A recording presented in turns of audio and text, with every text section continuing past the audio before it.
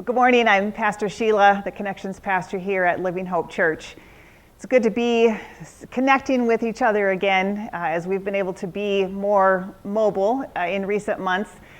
My girls and I had a chance to be really mobile, and we went out to the Yellowstone National Park a couple of months ago, and oh my goodness, absolutely fantastic. And one of the most beautiful places, I think, on earth, one of God's most beautiful creations.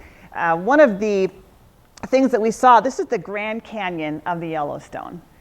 And this is one of those places you stop, and this is a picture actually Medora took on her phone, so pretty impressive. But it's just the pristine colors and the depth, and I mean, the picture doesn't let you hear the sound and just feel the air and the power of what's in this particular scene. There are so many other places maybe you have visited or things that you've pictured that are just make you say, wow. Every time we turned a corner in Yellowstone Park, in fact, we ran into another tourist, and she said, I've decided this place is called the Land of 1,000 Wows. You think about these things that God has created that make you go, wow. I mean, we just sang, and how great thou art. We sang, when I in awesome wonder consider all the worlds your hands have made, the stars, the rolling thunder. We see his power displayed throughout the universe. What makes you say, wow? Maybe it's a colorful, peaceful, silent sunset. Maybe it's a little baby puppy or a baby kitty, and you say, oh, wow.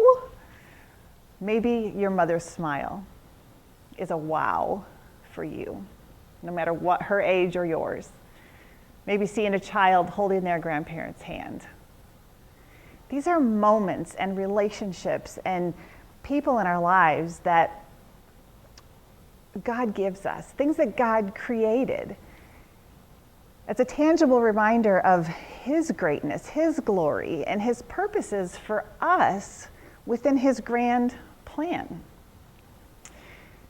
We're going to listen in just a moment to the creation story. It'll be a video, audio, something you'll be able to see and hear. And you've probably heard the creation story or somewhat familiar with it, but I want you to try and listen to it as if it's the first time.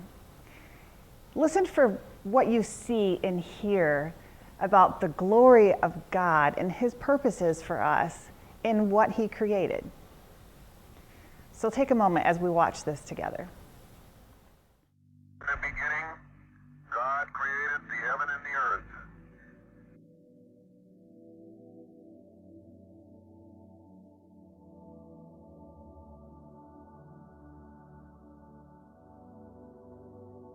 And the earth was without form and void, and darkness was upon the face of the deep. And God said, let there be light. And there was light, and God saw the light was good. Then he separated the light from the darkness. God called the light day, and the darkness night. And evening passed and morning came, marking the first day. Then God said, let there be space between the waters to separate the waters of the heavens from the waters of the earth. And that is what happened. God made this space to separate the waters of the earth from the waters of the heavens. God called the space sky. And evening passed and morning came, marking the second day.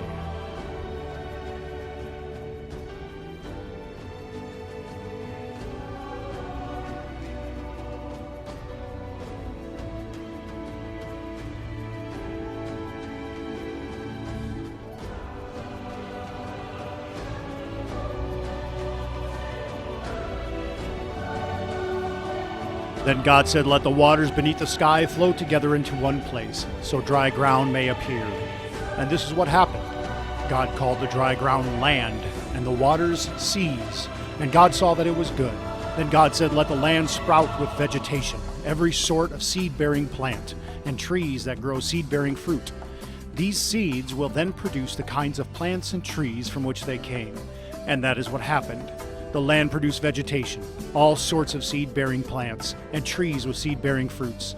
Their seeds produced plants and trees of the same kind, and God saw that it was good. And evening passed and morning came, marking the third day. Then God said, let lights appear in the sky to separate the day from the night. Let them be signs to mark the seasons, days, and years.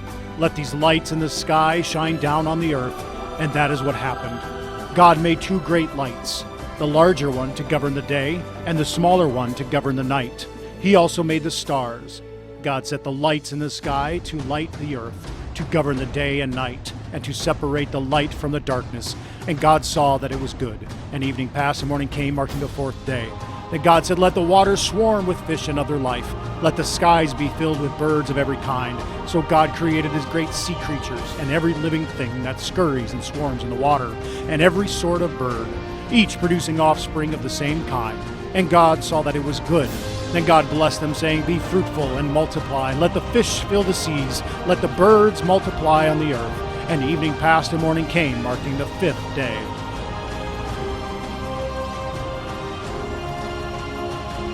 Then God said, let the earth produce every sort of animal, each producing offspring of the same kind, livestock, small animals that scurry along the ground, and wild animals. And that is what happened. God made all sorts of wild animals, livestock, and small animals, each able to produce offspring of the same kind, and God saw that it was good. Then God said, let us make human beings in our image, to be like us. They will reign over the fish of the sea, the birds of the sky, the livestock, all the wild animals on the earth, and the small animals that scurry along the ground. So God created human beings in his own image. In the image of God, he created them. Male and female, he created them. Then God looked over all he had made, and he saw that it was very good.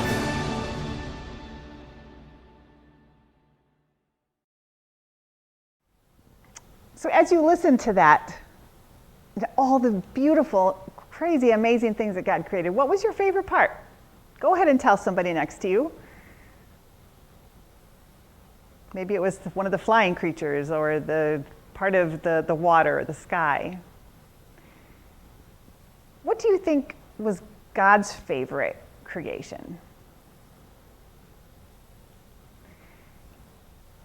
I think one of the things that is clear as we hear this creation story again with this perspective is to see that God didn't create anything on accident or without purpose. Everything he created was very intentional. He said, let the land teem with creatures. Let the ocean be full of fish and creatures.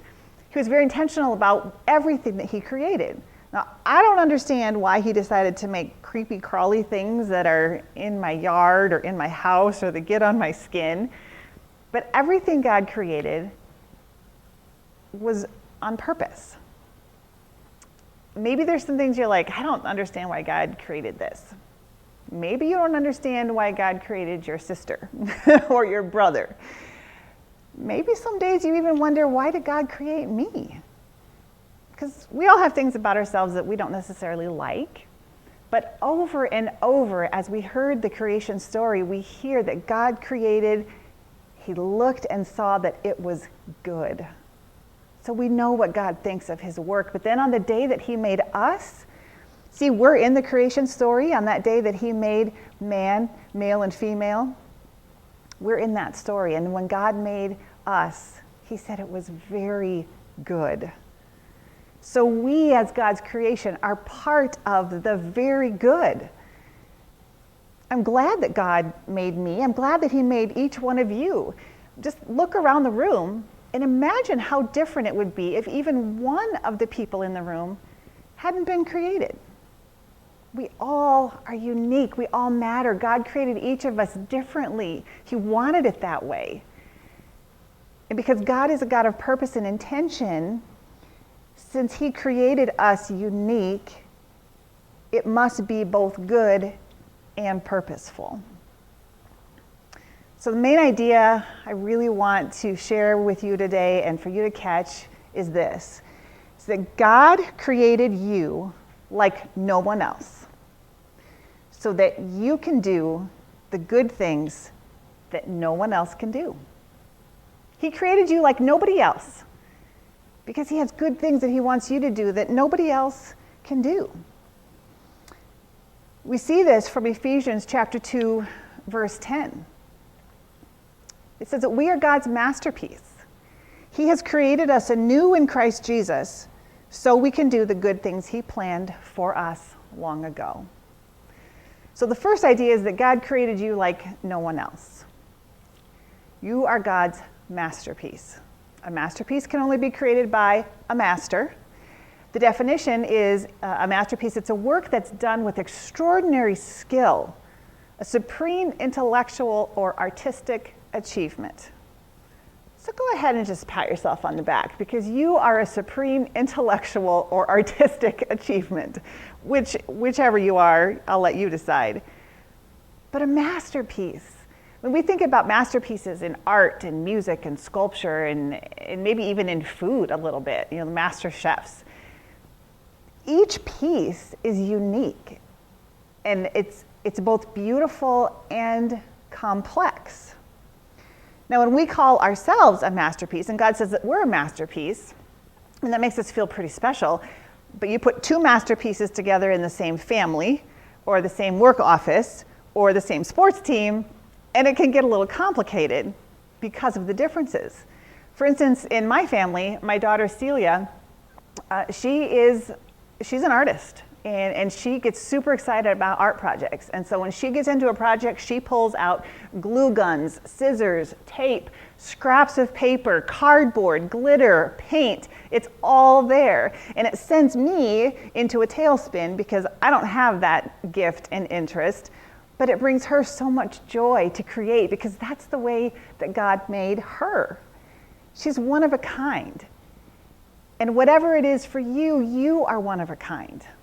God created you like no one else. But why? I mean, just, like when we see masterpieces, they hang in a museum and everybody admires them. Is that why we're a masterpiece, so that we can grace the world with our presence? No, we see in the second part of the verse we read, we are God's masterpiece so that we can do the good things that he's planned for us. God created us like no one else so that we can do the good things that no one else can do. When an artist creates a masterpiece, whether it's food or a sculpture or a painting, it has a purpose. They're either trying to tell a story, share a moment, bring some kind of attention to something. Every masterpiece has a purpose.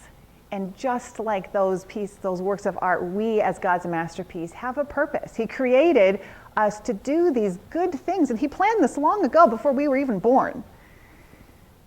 So you're created like no one else. So what are your strengths? What are your interests? Your desires?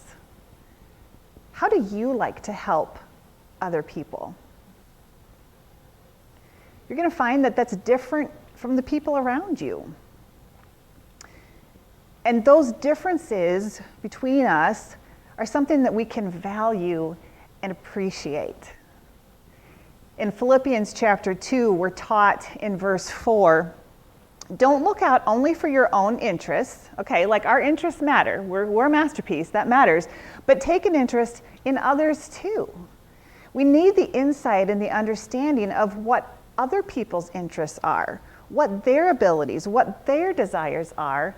What are the good things that God has planned for them to do?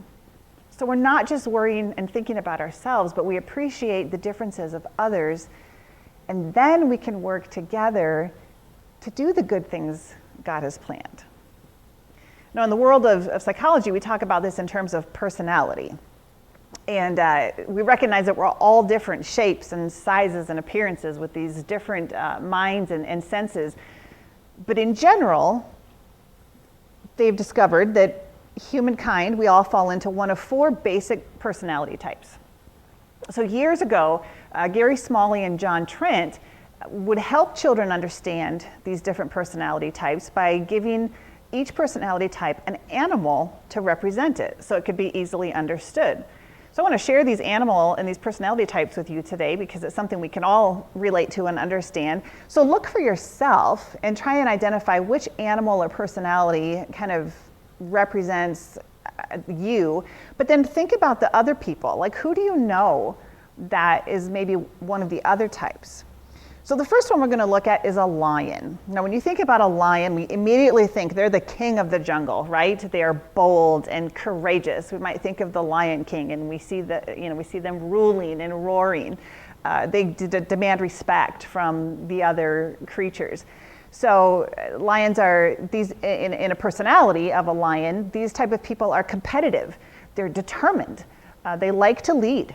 They're decisive. They're a risk taker. They're not going to give up easily. So if you think about this maybe in your family context, maybe you have a child that you might say is overconfident or argumentative and they hate routine. Now, what might appear to you to be defiance could actually be that you have a problem solver, risk-taking, decisive future entrepreneur. Now, I always say like that's difficult to raise as a parent, but wow, they can be some really fantastic adults because you give them a job where they can see results and they will be a highly motivated individual who will work for you and get it done. Now, we need to keep in mind as well, even though they are a bold, ferocious lion, they do have a fear of being taken advantage of because, you know, lions are really just a big kitty cat, right? So we have to be careful to that too.